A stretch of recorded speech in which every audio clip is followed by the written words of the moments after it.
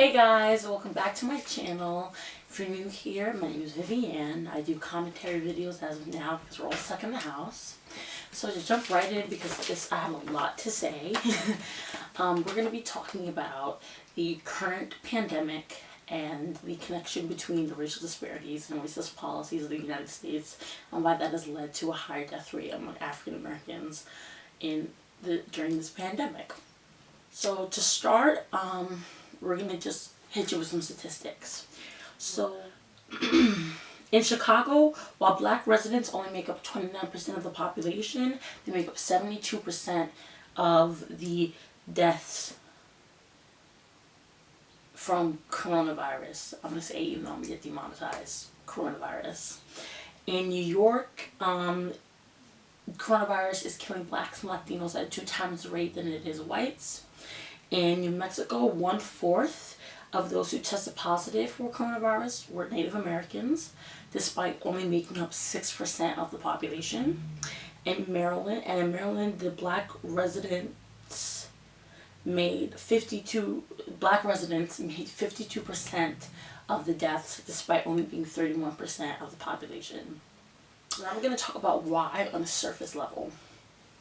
Now, Black and brown Americans are more likely to be working in service jobs. So that means the food industry, janitorial services, public transit workers, which mean that they are considered essential workers, which we could talk about in a different video, and the actual lack of respect given to essential workers. But they tend to be essential workers, meaning that they can't take sick leave, it basically means that they're still working during this pandemic, which leads them to have a higher risk of contracting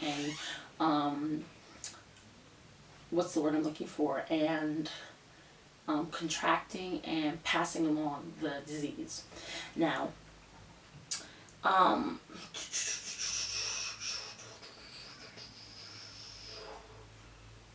this also has to do with access to healthcare. Now, essential workers, which are food service workers, janitorial services, public transportation services, service workers, these low-paying jobs, while they are deemed in this crisis essential workers, it is not deemed essential for them to be provided healthcare by their employer.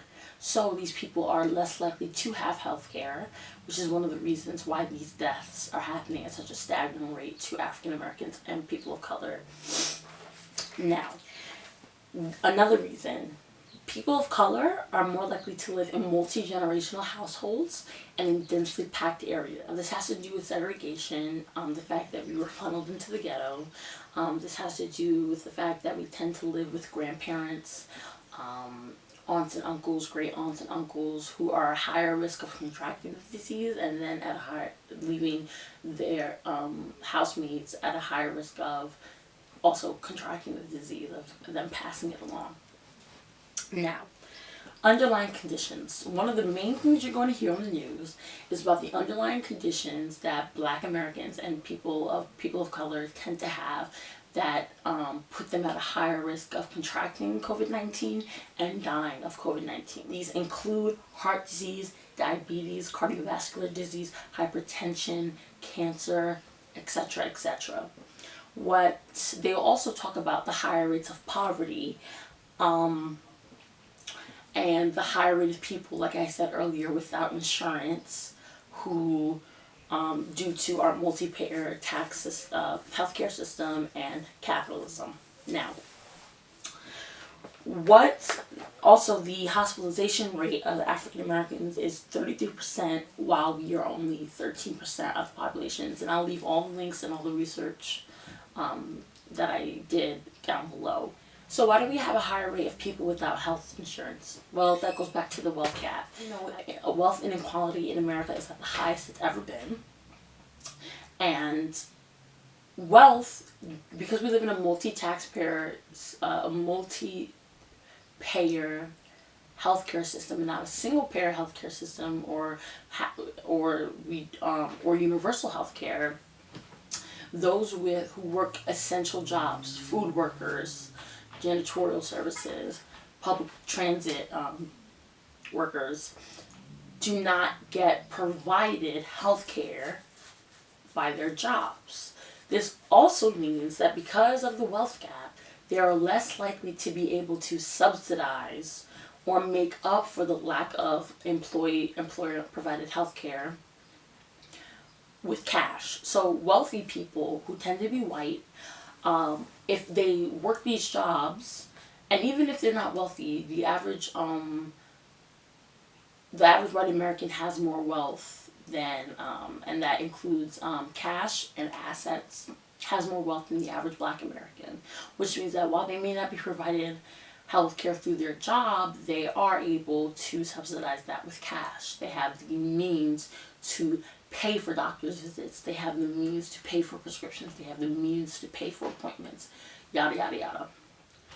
Next, we have food deserts. So what a food desert is, just to get into the definition to start with, a food desert is a place where nutritious food is not readily available or easily accessible to that community.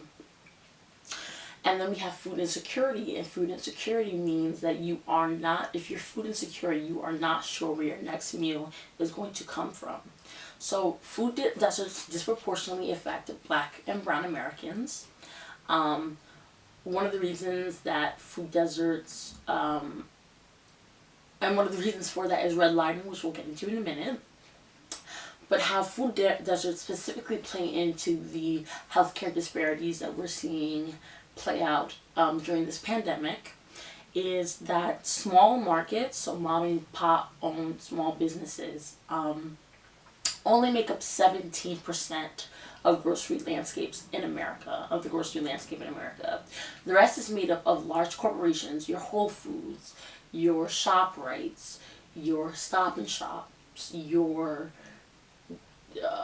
Wegmans, your hell, even Walmart. There is the availability of those stores is less in impoverished communities and communities of color. There aren't as many supermarkets. The supermarkets are distanced further away from each other, and the community does not have the access to reach those food markets. So that means that most of the people do not have cars, they rely on public transportation, and they simply cannot get to the food markets. Now, when they can get to markets, they tend to be smaller in rural and urban areas. Groceries sold in food deserts are sold at 10 times or 10% more expensive than the food in suburban areas. Access to food, the food that they do have access to, whether it be a small mom and pop shop, whether it be the 7-Eleven around the corner, or anywhere that does not sell high quality fresh food, that's called fringe food. So they're unhealthy processed foods that these Black and brown people have more access to versus the healthy, fresh, nutritious foods that you would find in the large chain supermarkets. Now, poor quality food directly affects your health. You are what you eat, as they say.